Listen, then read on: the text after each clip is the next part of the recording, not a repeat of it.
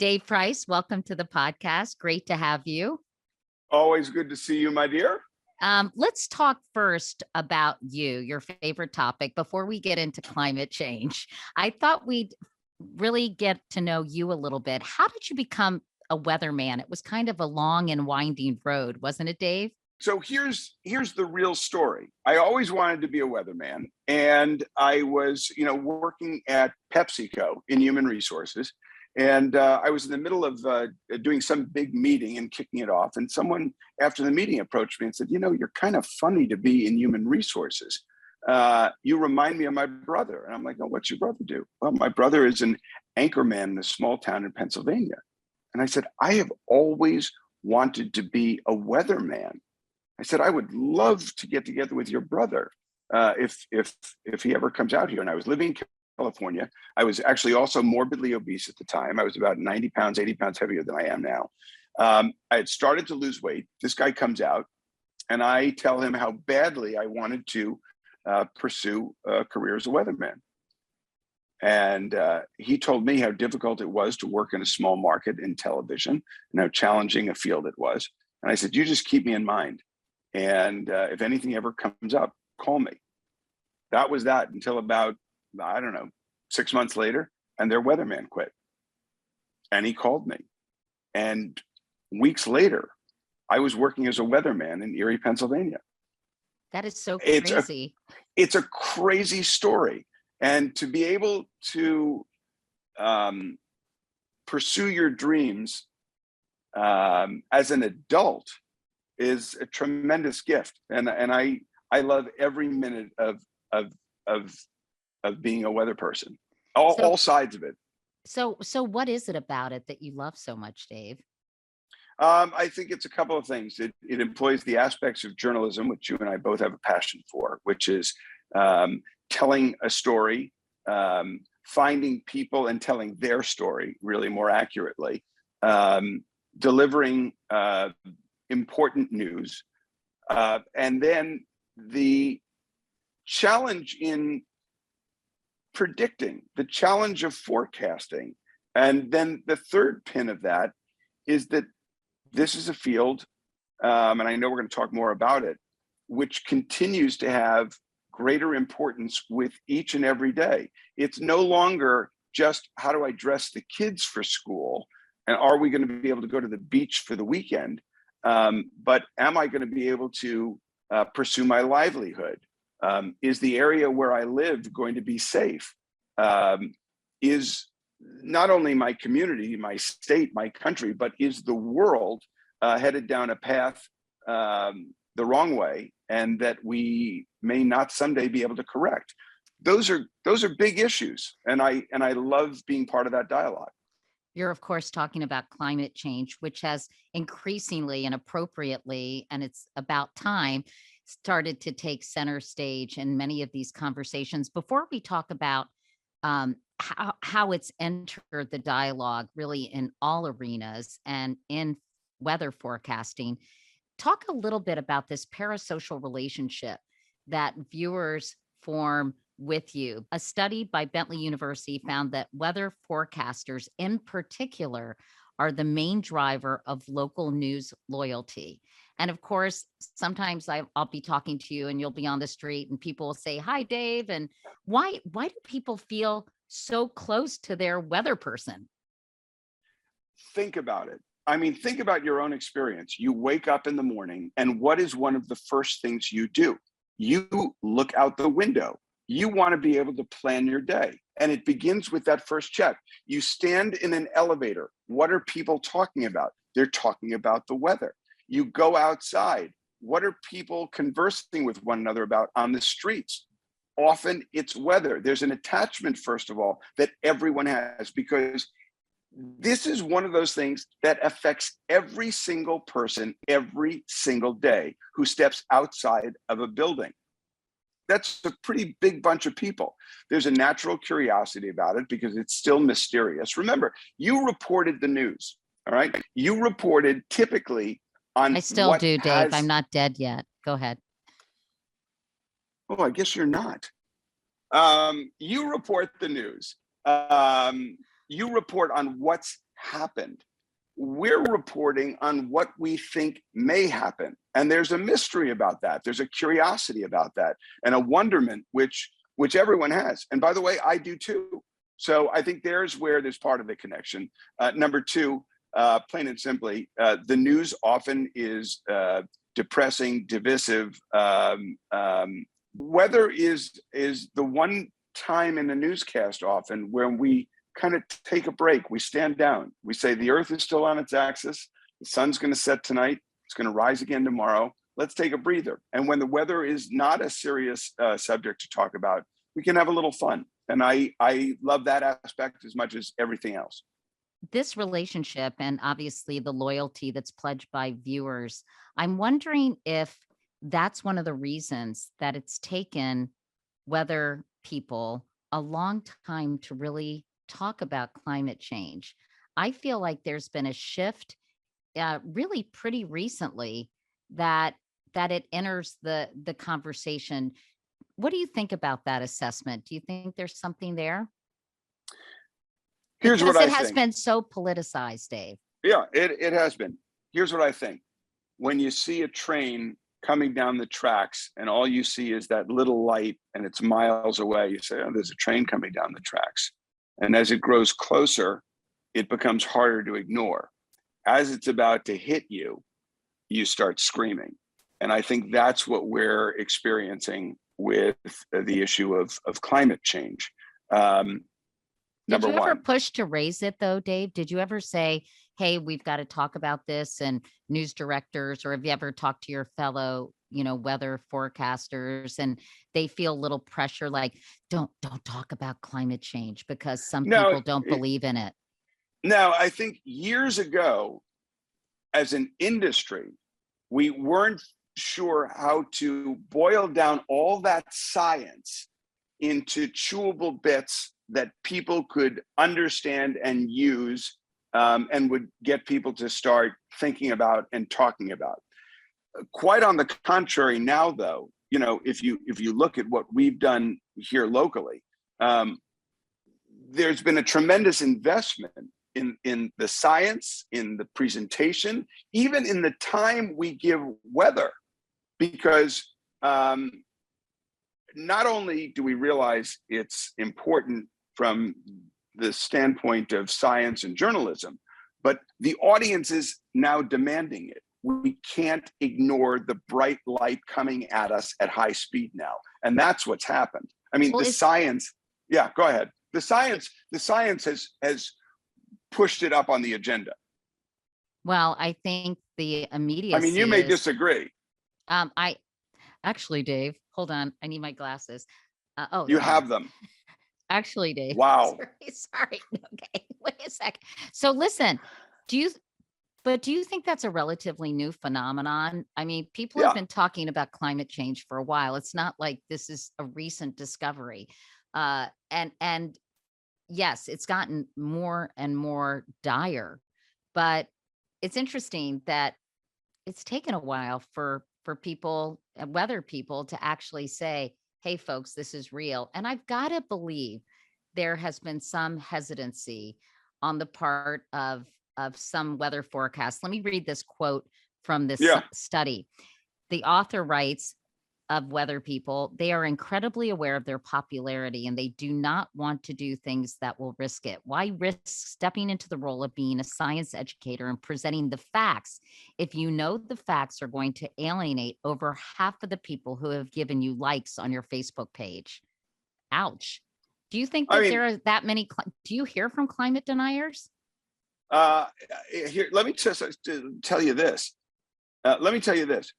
If that were the attitude of anyone I worked with or I worked for, I'd find another place to work. I mean, I will tell you, I have not run into that at all.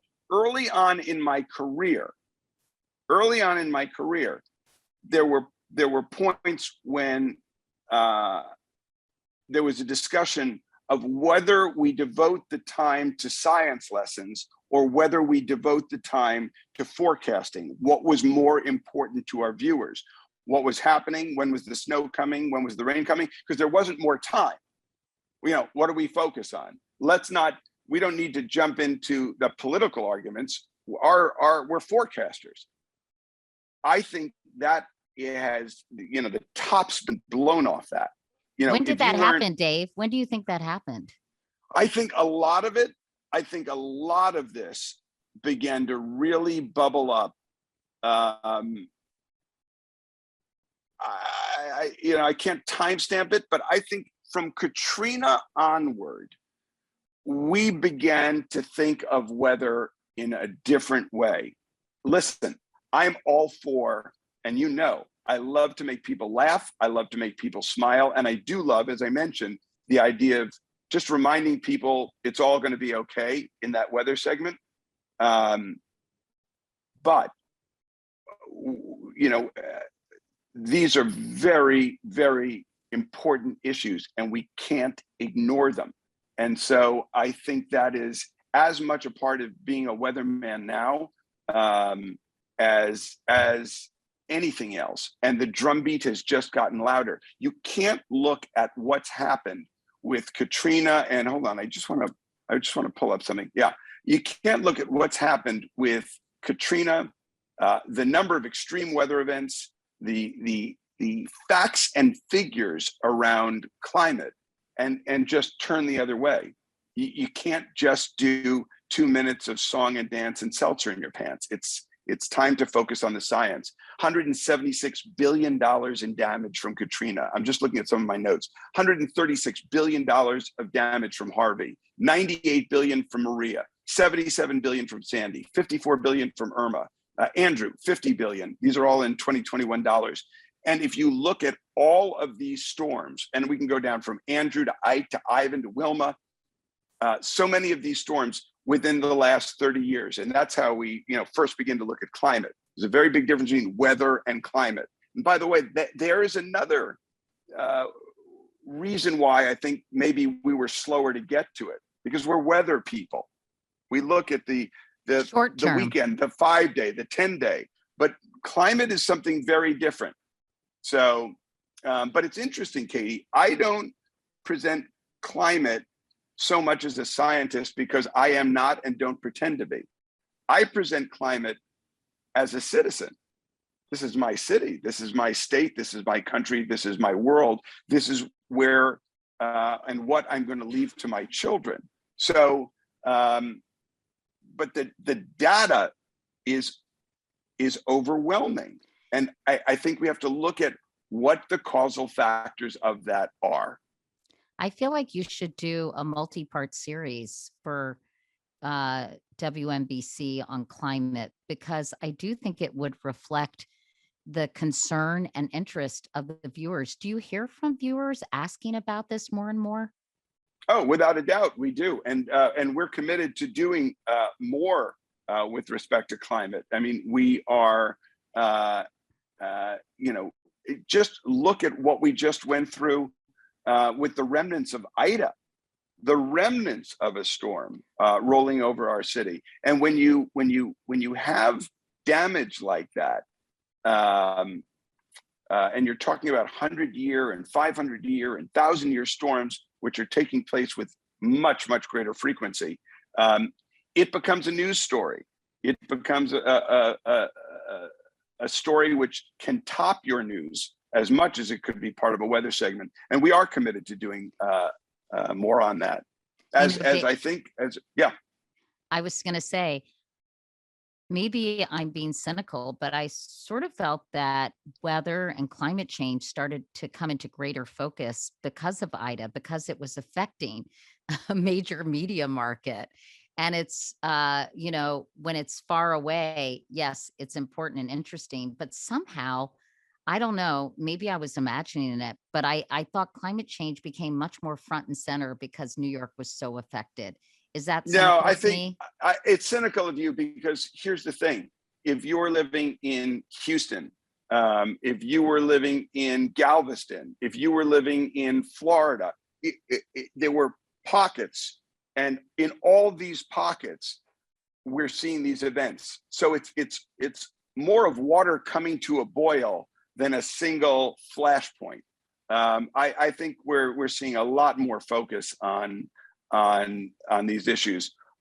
Remember, by the way, Katie, it's not just rainstorms and it's not just blizzards. The reason all of this is really beginning to come front and center is this is a convergence of business, of politics, of social policy, and of science. All these major highways, all these major pillars which keep our society upright are now intersecting with the science of climate change. You know, that's why I think it's bubbling up. You look at the collapse of Surfside, for example, on Miami Beach, and there were even questions about the water levels. I mean, there might have been some structural issues as well, but it was the first time you really thought, wow, this could be an unintended consequence of climate change and rising sea levels. Yeah. Now we don't know with but at least it was considered. It was discussed. Yes. Listen, water levels are rising. Now, here's an interesting point. Water levels are rising. Water temperatures are rising. Ice caps are melting. But to what you just illustrated, when a building comes down, when a subway gets flooded, when all of a sudden you have palpable consequences and concrete examples 5 feet from you, you begin to pay attention a lot more. I think there are understandably a lot more questions often than answers when it comes to climate change. That's why it's such a hot button. That's why discussion is so conflictual often. But here's what we know. Here's what you know. If you have a fever, and your fever, we know normally is what, 98 point someone? 6. Thank you very much. 98.6. It's good to have you back again. Okay, go ahead. I'm showing my age. Oh, I'm sorry. Did you stop? That was fantastic. Thank you. Fantastic. Too bad Bandstand's not on anymore because you have a gift. If you have a fever and it's up 2, 3, 4 degrees and continues to rise, you have a couple of options. Initially, you can say, you know what, this thermometer doesn't work. It's a crappy thermometer.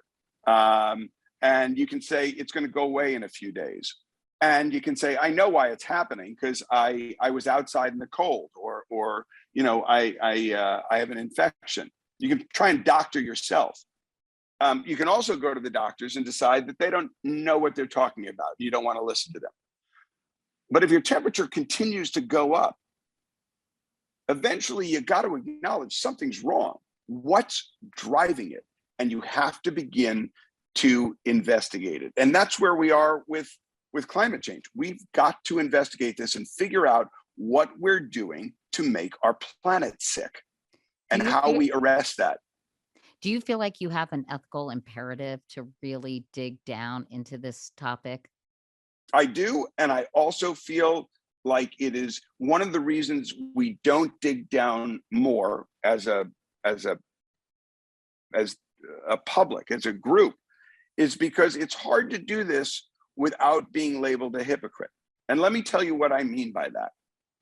Admittedly, I am concerned about this. I think about this much more than you think I would, even as a weatherman. I think about it a lot walking through Central Park with my kids. I think about it at the ocean. I also drive a big truck because I have kids and we go on vacation, and it's how do we fix all of that? How can I talk about that? How can I preach about that and drive a big truck?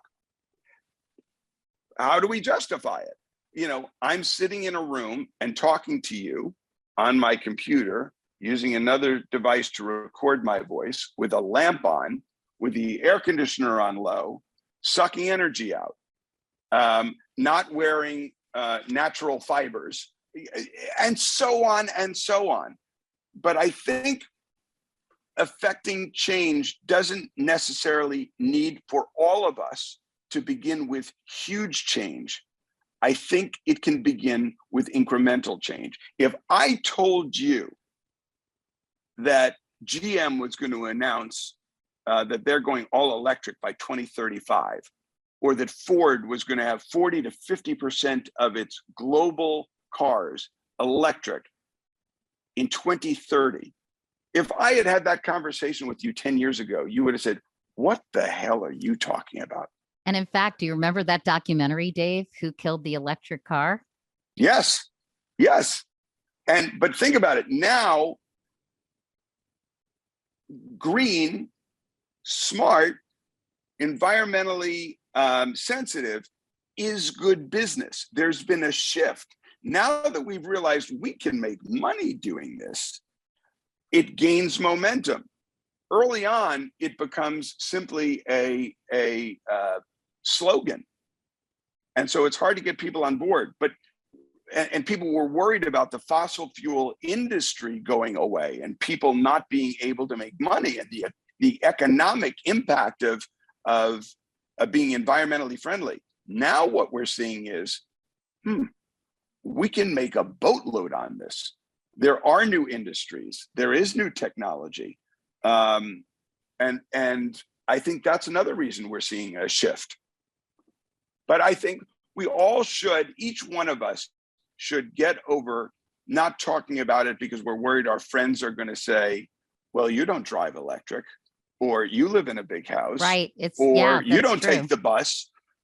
Get over it. Let's figure out the small things we can do. Let's make sure that we never throw a can in the garbage. How about that? Never throw a can in the garbage. Recycle your newspapers. Recycle the paper and the cardboard, and never make an exception. Teach and don't your use children. Plastic and right. don't use what is single-use plastic. Right. It's sort of embarrassing to be seen with a plastic water bottle that is not recyclable these days. Hey, Dave, before we go, I wanted to ask you, when you think about the future, and you've got 2 kids and I've got 2 older kids, and how nervous are you? Because I think it's very scary. If action isn't taken now, and everything I've read from the UN climate report to all sorts of things are basically saying, if we don't take significant steps now, we're toast, really. And that we have to take significant steps to just keep things at the status quo. I am, without exaggeration, there are nights when I'm sleepless worrying about my kids' future for this and other reasons, but significantly so. I think we ought to try and find a way to boil this down to very simple, very clear language. What does it mean when the water temperature goes up 1.5 degrees? What does it mean when global temperatures go up 2 degrees? What does it mean when water levels rise? What does it mean when a lake evaporates? What does it mean when we see forest fires burning out of control? More than simply the headlines, what does it mean when you have animals which are becoming increasingly rare, when you have sea life which is at risk, when you have extremes and more frequency of extreme storms and rapid intensification? Like, these are all questions which I think, if answered succinctly and clearly and honestly, we can debate until the end of time why this happened, what the cause of this is. But I don't think we can debate what is happening. And that's, I think, where we can work from a point of commonality and begin to affect change. Dave, it's been fun talking to you, actually, about serious things for a change, because usually we're yucking it up and laughing, making each other laugh. But thank you for talking about this. And I'm so glad there's a commitment at local stations, hopefully all over the country, to really address this and make people aware of it, because it's real and it's happening, and we have to do something about it. Yeah, and I hope people join that discussion. And one of the things, by the way, in this era that we're in, Katie, that's so important is to be weather aware. And I hope people tune in when I'm on and when I'm not at WNBC and follow the weather locally with us. And always fun being with you. By the way, that book was fantastic. I loved it. We'll be continuing to watch you and the rest of the team from Storm King 4, Storm Watch 4. What is it? Storm Team 4. Oh, sorry. Storm Team 4. That's hard to say, Dave. Storm Team 4. Whoa. Okay. Love ya. Bye, Dave. I know what my name is, but what I do, that's much more difficult. Hi, everyone. I'm Christiana Figueres. I have been working on climate change for longer than most young people's lives. And I am the co-founder of Global Optimism and co-host of Outrage and Optimism podcast.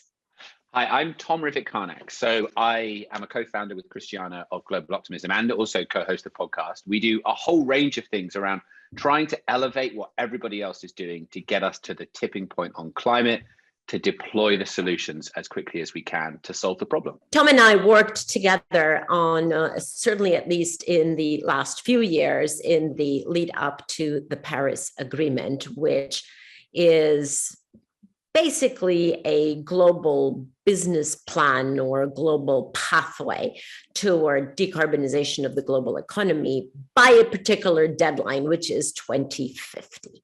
Now, at that time, we also thought that it would be enough to only have that very long-term target. But since then, science has actually improved and gotten much more detailed and granular. And now we know from science that in order to be at net zero by 2050, we have to go through the eye of a needle by 2030.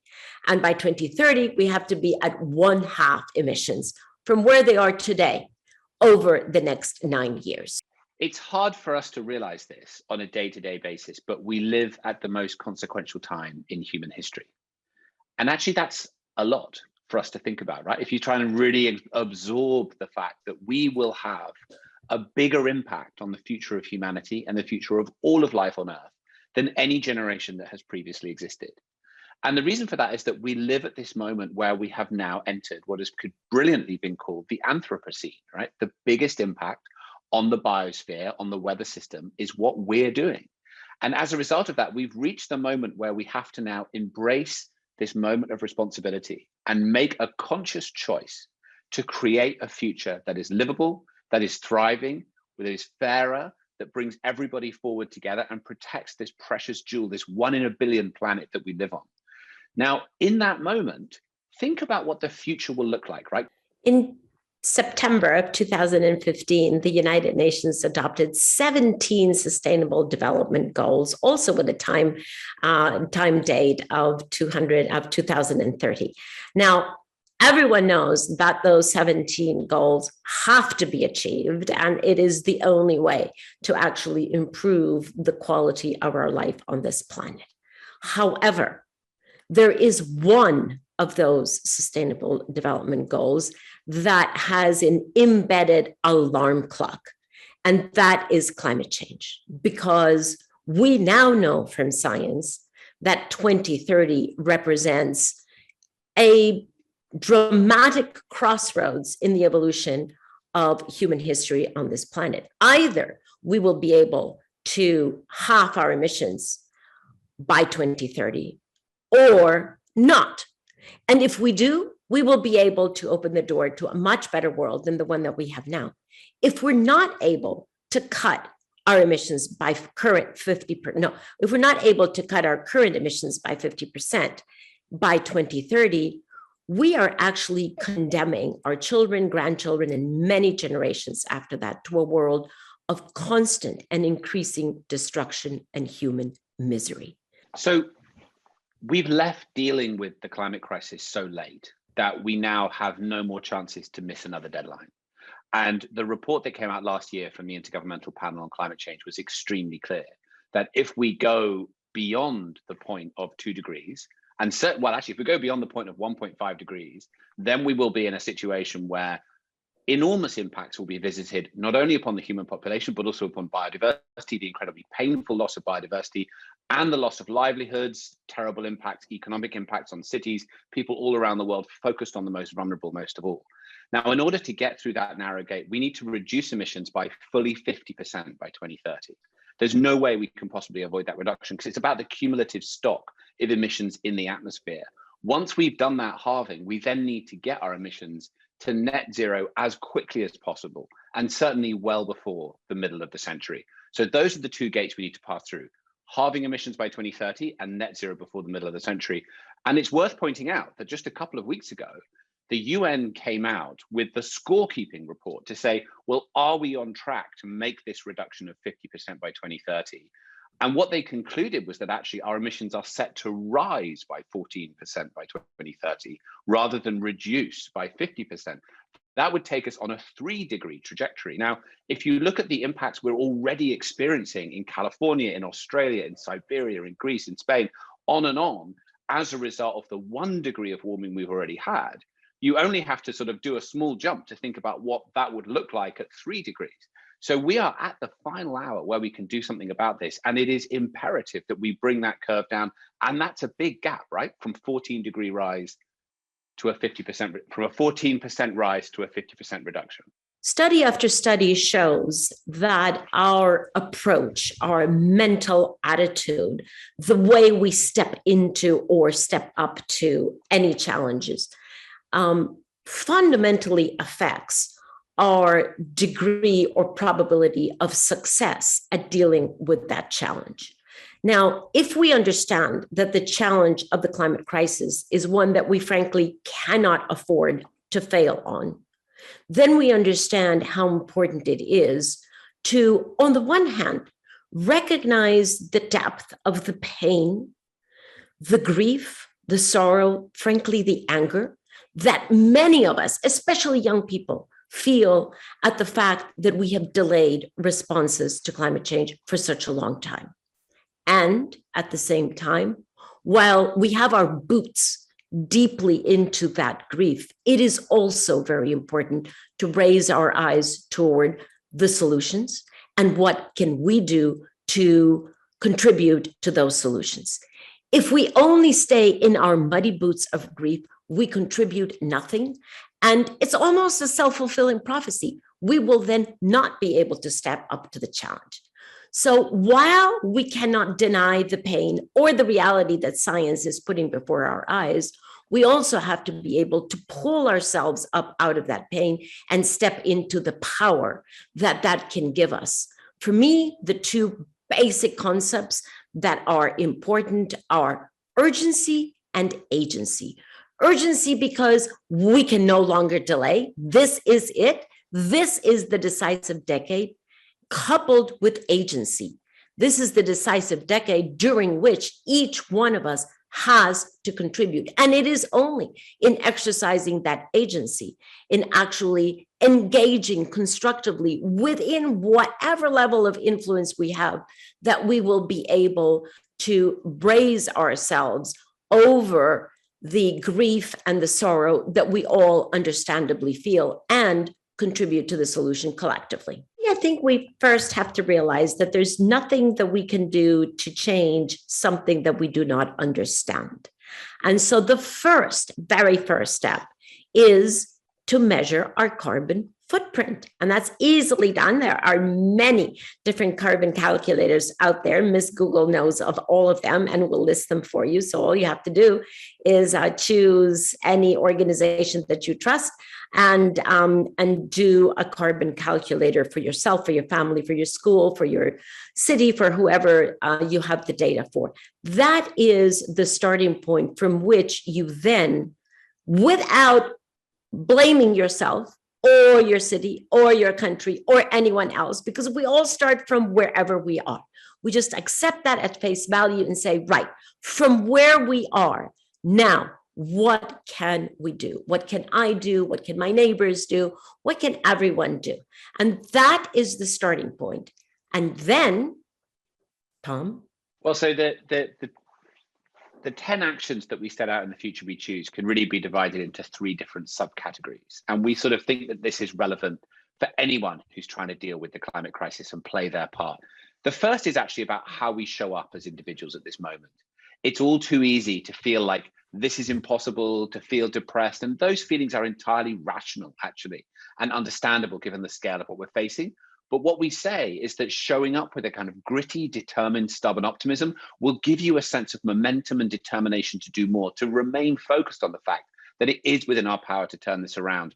We tend to forget our internal stance towards big societal changes, but we actually think that that's the fundamental basis by which we need to engage with this issue. So the first is, how do I show up as an individual at this moment? The second is around our own personal footprint. And this is important for 2 reasons. First, those of us who are probably listening to this podcast live in parts of the world where we contribute disproportionately more than most people in the world. Europe, North America, we are the biggest emitters, and we have largely caused this problem. And the worst impacts are going to be experienced by people who live in other parts of the world, people like India and Southeast Asia and Latin America, and Africa. So as a result of that, we need to take responsibility for that footprint. First of all, we need to halve our footprint within 10 years. Actually, with a bit of planning and forethought, that's enough time. It's enough time to change the capital intensive items in your life, when you might replace your boiler, replace your car, whatever else. Make a plan that covers a 10-year period. We tend to underestimate what we can do in 10 years. And if we actually make a plan and go for it, we can really make that change. The second reason why taking responsibility for your own footprint is important is it makes you feel like you're part of a great generational endeavor to actually change the world rather than feeling depressed and on the outside. And the third action that we think everybody should take is to consider how you engage with power in your life. We all touch power in various different ways. We might be on a school board, we could be an employee, we might have a pension fund, we might run a business, many of us are voters. So all of those different ways in which you touch power, each of those gives you a different opportunity to exert influence over those different players so that we can also embrace the systemic change that we need that's beyond the control of the individual. So those 3 steps, how do I show up? What's my own footprint? How do I engage with power? Are what we recommend everyone considers. Cast yourself forward what is actually a kind of laughably small period of time, like 500 years or 1,000 years, but we're so unused to thinking in those timeframes into the future. And think back to now and realize that there was these 2 or 3 decades where we either did something to change the future all the way forward to 500 or 1,000 years into the future to preserve the coral reefs, to protect the rainforests, to preserve the glaciers in tropical countries. Or we just kind of didn't bother and the whole thing just collapsed and will not come back in any timescale that has any meaning for humans. That is what we mean. Every single choice we make, whether we choose to transform our own lives, whether we choose to vote with climate as a key priority, whether we choose to exert the influence and the power that we have to change the systems around us, this is what's going to make the difference at the end of the day. These choices that we are all making right now echo through history to that imagined point 500 or 1,000 years in the future. We're the only ones who can do that. That is why everything is suffused with such meaning. And to take that, just one level deeper, the magnitude of the consequence of every decision that we're taking today, of every investment decision, of every technology decision, of every policy decision, is so difficult to understand precisely because of this magnitude. And yet, we have to wake up to the fact that those of us who are adults right now, who are sitting at many different tables making those decisions, carry the weight of those decisions. Now, my parents had no idea about climate change, about the negative impacts of burning fossil fuels. They had no idea. So their responsibility is actually 0. Yes, they burned fossil fuels, but they did not know the consequences. By the time my daughters, or in fact, even more so, Tom's children, who are, let's say, under 10 years old, Mine are in their early 30s. But by the time either my daughters or Tom's children sit at the tables of decision, at the level of decision making that Tom and I and many people listening to this are sitting today. While it's true that real failure on climate change is still possible and that we will lose the opportunity to control the climatic system and we will bear witness to these terrible changes that we know could be in our future, it's also true that real success is still possible and that actually humanity will come together when it needs to. We'll deal with this issue. We'll transform our energy systems. We'll reforest our planet. We will deal with these issues while we can, and that we will be the generation that turn this around. And actually, when you absorb that reality and you try to think about the magnitude of this moment and what's required of us, a kind of deep, gritty and determined optimism is not an illogical outlook on that moment. That's not to say that we believe it is inevitable, that we will end this struggle in the right way, but it's really possible. And if you look back at history, these moments of deep transformation, like if you think about things like I Have a Dream, or Fight Them on the Beaches, or the salt marches to the beach at the end of the colonial oppression in India, these were really dark moments, right? They weren't moments that were full of possibility where everything was going to change, but it was that grit and that determination to refuse to accept that we were unable to deal with this situation that actually created the possibility of changing it. So when we say face this moment with stubborn optimism, the last thing we mean is it's all going to be absolutely fine. Of course, anyone who's paying attention knows that nobody can guarantee that. But what we can guarantee is that this is on us right now, and that we are the generation that lives right in the fulcrum between these two worlds. No future generation will be able to do anything about this issue. If this is going to be sorted out, it's going to be because we figured out how to do it. No one's coming along to save us. So I think there's a few elements to my own sense of optimism and determination at this moment. The first, as I said, is that it's actually a choice and a habit of mind. In the earlier part of my life, I actually spent a few years in a Buddhist monastery. And I sort of understood through that period the way in which the way you see the world can actually create your experience of it. And then meeting Christiana later in my life and seeing the way her determination and her optimism brought everyone around her towards this view that a breakthrough was possible. And I really understood in a visceral way that actually that is how you can deliver major outcomes. So there's a part of me that wakes up and feels the magnitude of this and the sadness of this on a regular basis. But that determination and that optimism is a real choice. But it's also not irrational, right? If you look around at the moment, many of the things that are happening that are transforming are remarkable. They're happening at speed and scale. I mean, just a couple of examples. Right now, in over 100 countries around the world, wind and solar are the cheapest form of energy, not only compared to new gas and coal, but even compared to running the existing gas and coal power stations that have already been paid off. I mean, that's a complete game changer, right? We are well on the way to completely killing the internal combustion engine inside the next 10 to 15 years. Anybody that we'd said that to in 2015 would have thought that those numbers and those dates were crazy. But as we go further down this line, what we see is this exponential change just picks up more and more and more pace. The other thing that I would point to is that finally, we have actually gotten on top of the fact that nature is such a fundamental part of the solution. This campaign now to protect 30% of land and sea by 2030, to preserve it for longevity, those biological jewels, is now developing enormous momentum. And I think we could well be the generation that sees the planet reforested, the return of the biodiversity that many of us remember as children and could well come back by the time we're in old age. So there is so much to be excited about. There's so many reasons to be afraid of the future. But what you also see, if you look carefully, is these incredible nodes of hope and possibility that are just expanding at this incredible pace. And the next few decades are going to be the most exciting time to be alive. More beautifully said than I could.